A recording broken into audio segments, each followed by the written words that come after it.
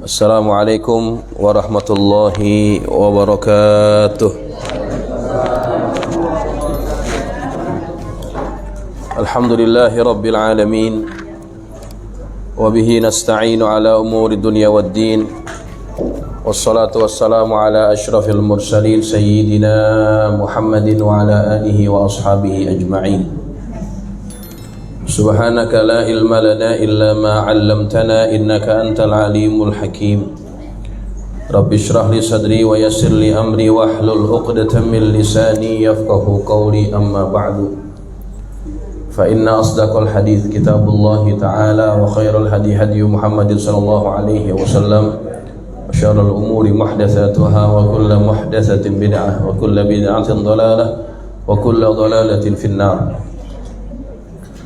Hadirin hadirat jamaah Majelis Burdah Musalla Al-Mahsurin yang dirahmati Allah, bil khusus guru kita yang telah memimpin bacaan qasidah Burdah Al-Habib Hamid bin Syekh Al-Haddad.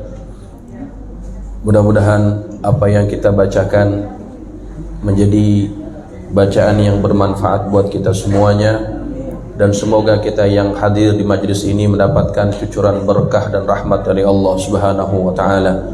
Amin ya rabbal alamin. Hadirin jamaah sekalian, kita akan mengulas sedikit satu ataupun dua bait daripada qasidah Burdah, dan bapak-bapak, ibu-ibu sudah memegang kitabnya ya. Pihak musalla, pengurus musalla sudah mengusahakan membelikan kitab. Jadi silahkan dibaca, silahkan dilihat, dan insya Allah bermanfaat. Kita baca pada bait yang ke berapa ini? 11 ya. Ya laimi fil hawa, ya laimi fil hawal udhri ma'dziratan, halaman 21 ya. Yang pegang kitab halaman 21.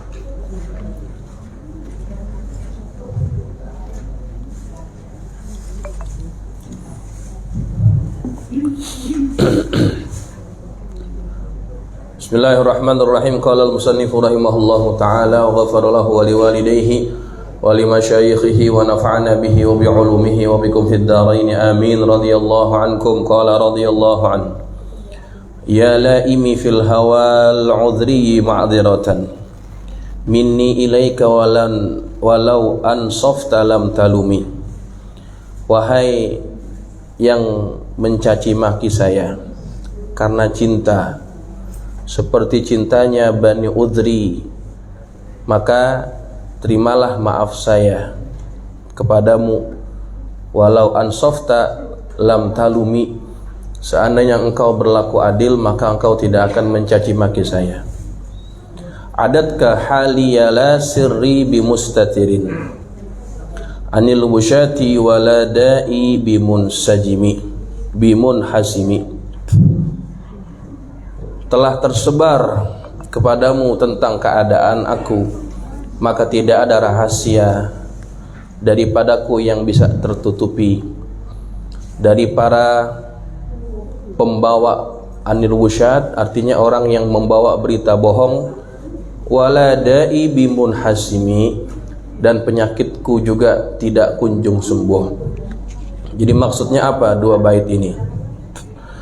Ayya man yalumuni bisababil hubbil mansubi ila Bani Udhrah bidammil ain. Wahai orang-orang yang mencela aku dengan sebab kecintaan, al-mansub ila Bani Udhrah, yang dinisbahkan cinta itu kepada Bani Udhrah ya. Siapa itu Bani Udhrah? Bani Udhrah adalah wahum qaumun masyhuruna fil Yaman. Mereka adalah satu kaum yang masyhur yang tinggal di negeri Yaman. Yu'addil ishqa bihim ilal maut. Yu'addil ishqu bihim ilal maut, yang mana kecintaan mereka itu bisa membuat mereka menjadi mati. Jadi kaum Bani Udhrah adalah satu kaum atau satu kabilah yang mereka itu punya perasaan hati yang sangat lembut, sehingga seringkali kecintaan mereka kepada seseorang membuat mereka menjadi sakit dan akhirnya mati karena cinta. Lisidqihim fil hubbi wa riqqati qulubihim, karena jujurnya cinta mereka dan lembutnya hati mereka. Wa kana aktsaru mautihim bida'il ishki, dan kebanyakan kematian yang menimpa mereka itu adalah disebabkan karena penyakit cinta. Jadi Bani Udrah bukan satu kaum yang tidak realistis, yang tidak real ya. Ini satu kaum yang ada. Mereka tinggal di Yaman, ya. Yang mereka kalau cinta sesuatu itu sangat mendalam cintanya, sehingga sering banyak yang sakit karena cinta. Ini kalau kata orang sekarang bucin, ya.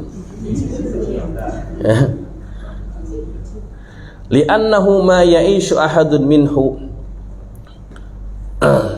famata ashiqa mata. Karena sesungguhnya apa-apa yang membuat mereka hidup, ataupun salah seorang di antara mereka hidup, kemudian ketika mereka itu jatuh cinta, maka mereka itu bisa kemudian jadi mati. Karena apa? Karena kecintaan. Jadi saya sedikit cerita tentang Bani Udrah ini ya. Kenapa Imam Busiri menisbahkan cinta yang mendalam kepada Bani Udrah? Ya laimi fil hawal udhriyi ma'diratan. Ya, wahai orang yang mencaci makiku disebabkan karena cinta yang mendalam seperti cintanya Bani Udrah.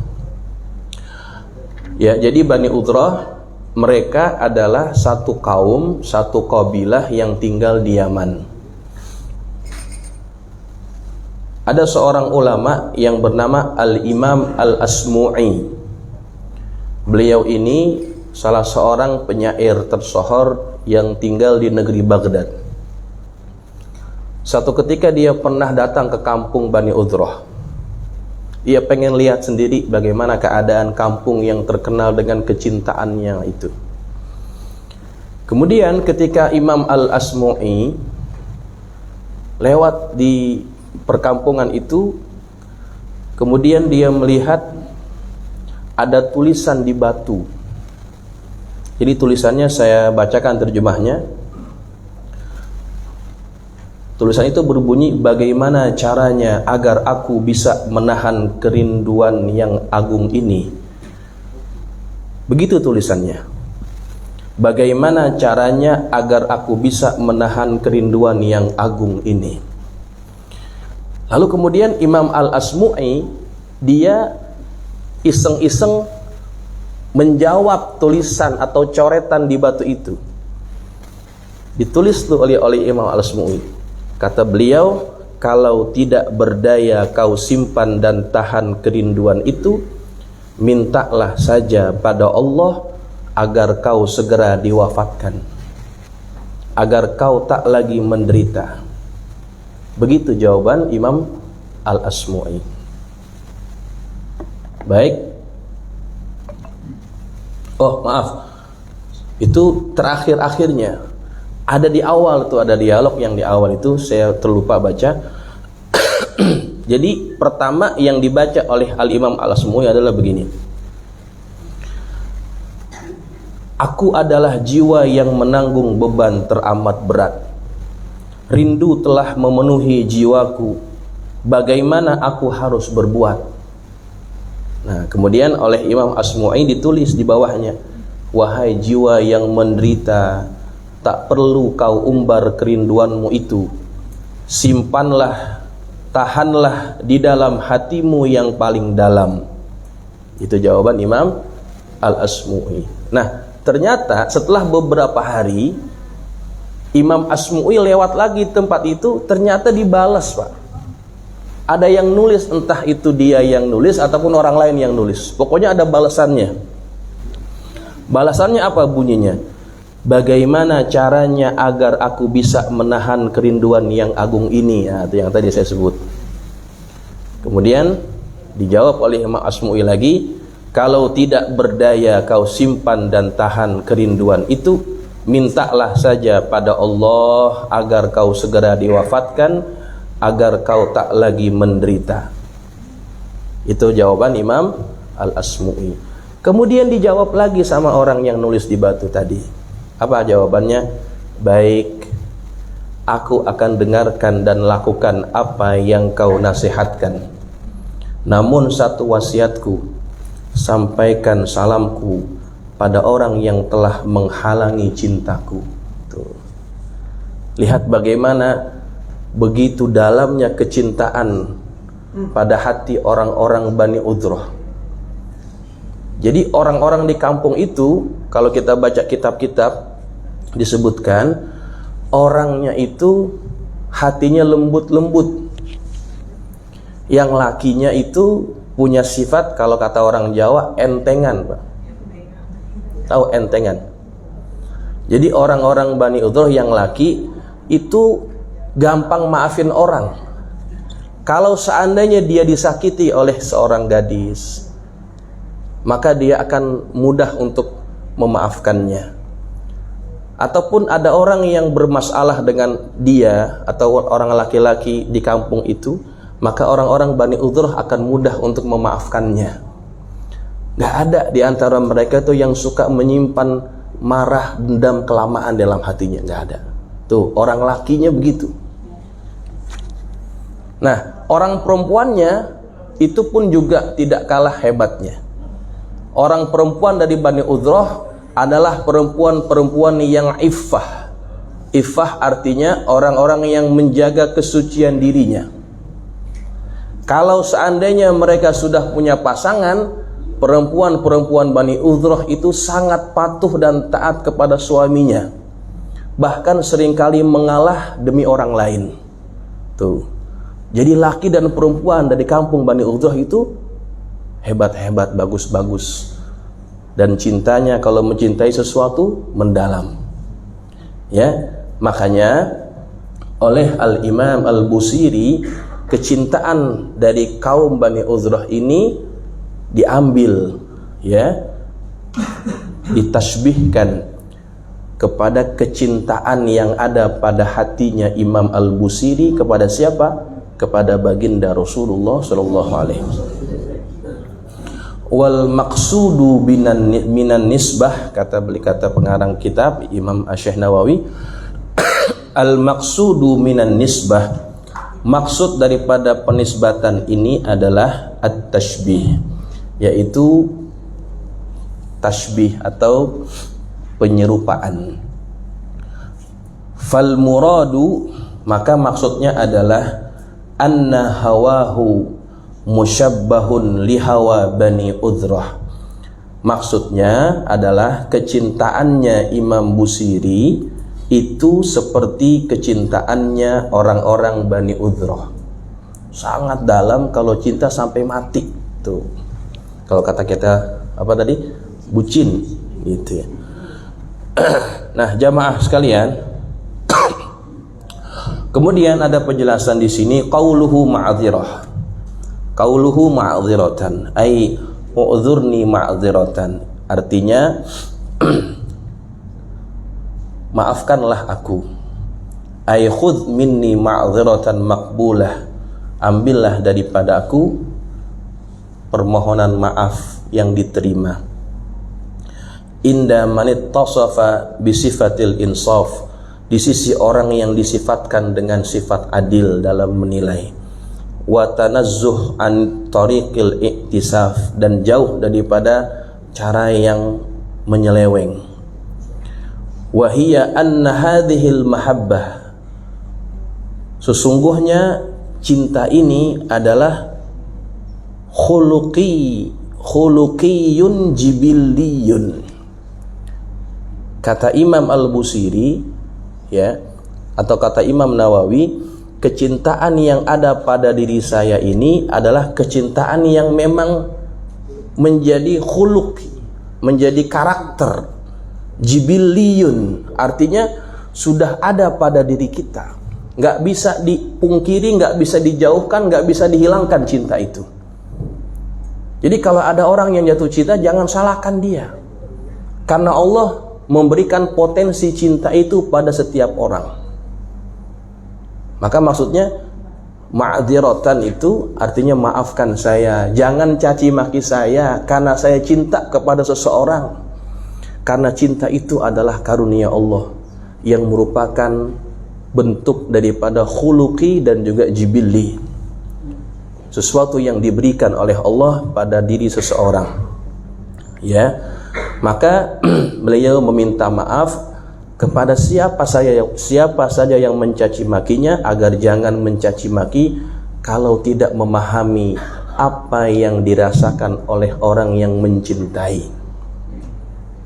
Kemudian jamaah sekalian, fala yalumu aqilun ahadan ala ma la ikhtiyara lahu fih. Dan orang-orang yang berakal, dia tidak akan pernah mencaci maki seseorang pun atas apa yang dia tidak punya pilihan dalam cinta itu. Jadi cinta itu adalah sesuatu yang tiba-tiba datang pada diri seseorang yang dia itu nggak bisa hindari, ya. Maka jangan ada orang yang berakal mencaci maki orang yang mencintai. Jadi maksudnya, kalau ada orang yang sangat cinta kepada orang lain, dalam hal ini adalah cinta kepada baginda Rasulullah.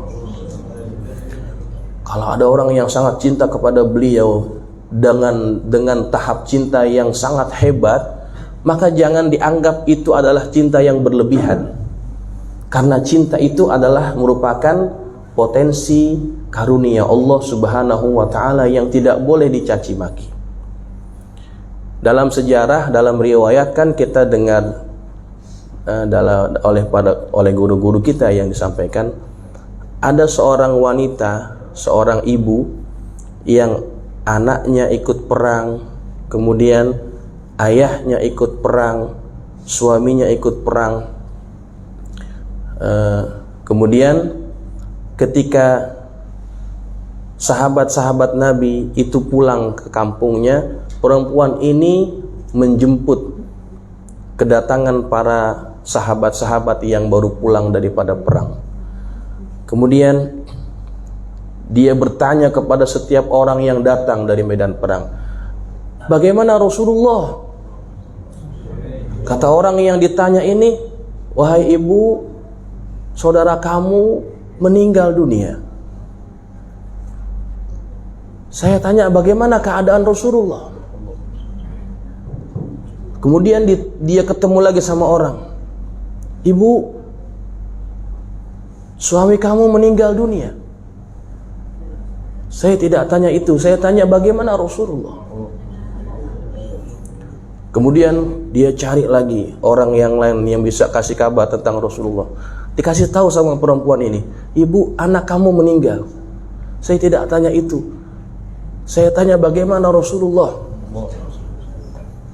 Kemudian dia dapat kabar Rasulullah baik-baik saja. Maka kemudian wanita ini berkata apa? Bagi saya semua musibah itu menjadi ringan apabila Rasulullah dalam keadaan yang baik. Tuh jamaah sekalian. Jadi kecintaan sahabat Nabi, baik yang laki perempuan, itu berada pada tahap yang sangat luar biasa. Sehingga Abu Sufyan waktu itu, waktu belum masuk Islam, dia pernah berkata, ma ra'aitu ahadan yuhibbu ahadan kahubbi ashabi Muhammadin Muhammadan. Saya tidak pernah melihat seseorang yang mencintai orang lain sebesar cintanya sahabat-sahabat Muhammad kepada Muhammad sallallahu alaihi wasallam. Begitu hebat kecintaan mereka, para sahabatnya Rasulullah sallallahu alaihi wasallam. Maka yang membuat sahabat-sahabat itu mulia itu bukan karena sebab amal ibadah yang banyak, Pak, bukan karena itu. Karena kalau kita bandingkan secara rata-rata amalan sahabat dengan amalan tabi'in, ya, kalau secara rata-rata amalan tabi'in lebih banyak, karena ilmu yang sampai kepada mereka itu lebih terstruktur, lebih sistematis.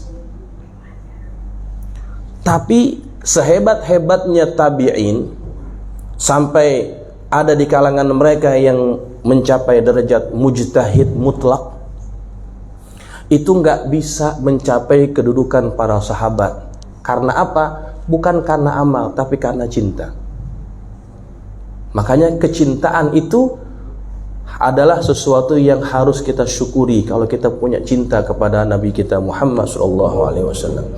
Nah, itulah yang dimaksudkan oleh Imam Busiri. Jangan pernah mencaci maki orang yang mencintai, karena kecintaan itu adalah sesuatu yang semula jadi, yang tabi'i dalam diri kita. Ya, maka lau ansofta lam talumi, kalau kamu bersikap adil, kamu tidak akan pernah mencaci orang yang jatuh cinta. Baik jamaah sekalian, kemudian kita potong saja ya, karena ini panjang juga. Bawahnya itu lebih kurang tafsiran-tafsiran, tapi intinya seperti yang tadi saya sudah sebutkan. Baik, kita langsung baca kepada faedah ya, halaman 23. Ini kalau mau diamalin bagus nih. Wa faidatu hadainil baitain.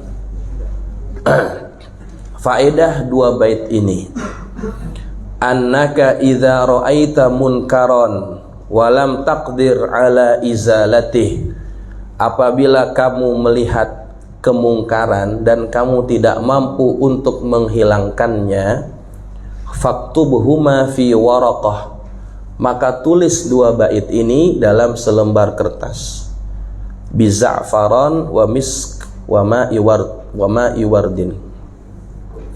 Tulis di kertas itu menggunakan za'faron. Tahu za'faron? Minyak ya, minyak za'faron. Kemudian misik ya.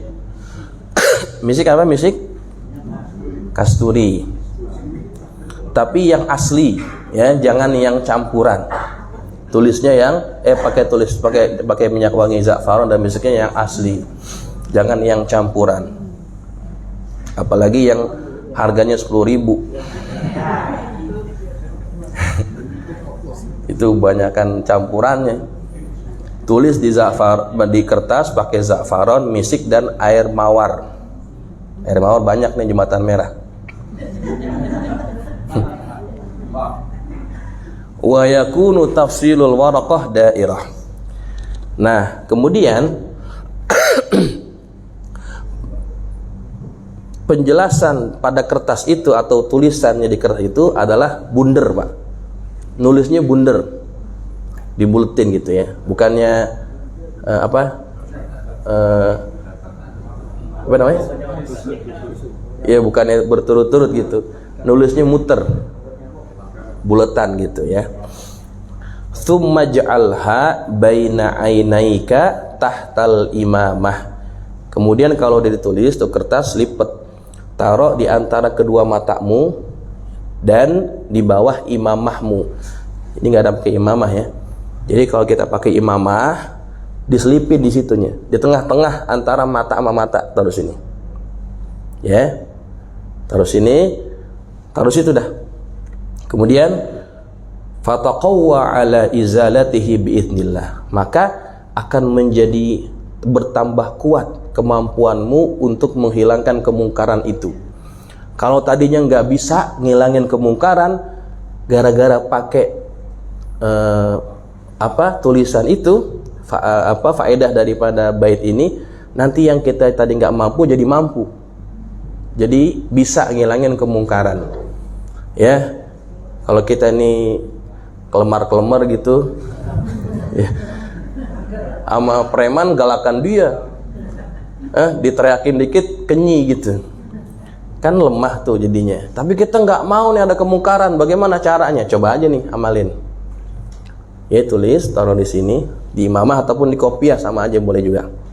Insya Allah nanti kita akan bertambah kuat tuh dalam menghilangkan kemungkaran itu.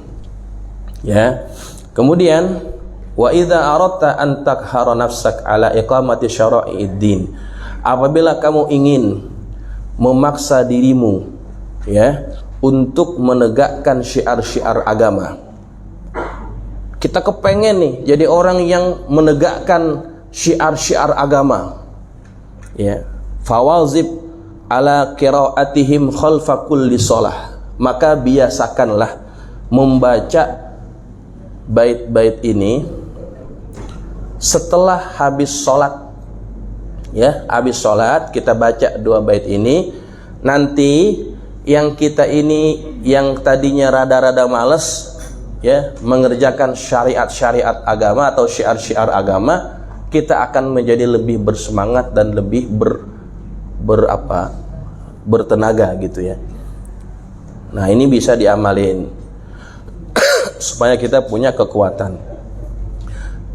Apa kaitannya sih kecintaan dengan kemampuan untuk menghilangkan kemungkaran dan menjadi lebih hebat dalam menjalankan syariat agama? Karena kecintaan itulah yang bisa mendorong orang buat sesuatu yang menurut dia nggak mungkin. Kecintaan yang bisa mendorong, ya. Yang jauh-jauh, kalau karena cinta kita samperin, betul nggak? Betul.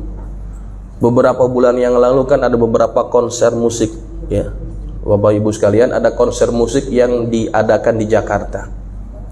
Itu konser harganya tiketnya mahal. Orang-orang yang datang ke sana konsernya jam 8. Udah masuk jam berapa kira-kira? Ada yang pagi udah sampai. Habis jauh udah sampai. Jauh-jauh dia datang ke tempat ini, ke Jakarta. Untuk apa? Untuk melihat apa yang dicintainya. Tiketnya mahal dibeli juga walaupun gaji nggak cukup. Sampai diminjem-minjem. Tapi karena dia kepengen lihat apa yang dia cintai, kecintaan itu akan mendorong sesuatu yang lemah jadi kuat. Nah, itu maksudnya. Ya, makanya ada faedah dari 2 bait ini untuk kita lebih bersemangat dalam beribadah. Ya, jamaah sekalian, biar bersemangat itu jangan cuma nyari duit doang. Ya, giliran nyari duit semangat, giliran ibadah enggak. Amalin kalau kita lemah semangat dalam ibadah, amalin 2 bait itu, insya Allah kita jadi orang yang bersemangat dalam ibadah. Demikian. Assalamualaikum warahmatullahi wabarakatuh.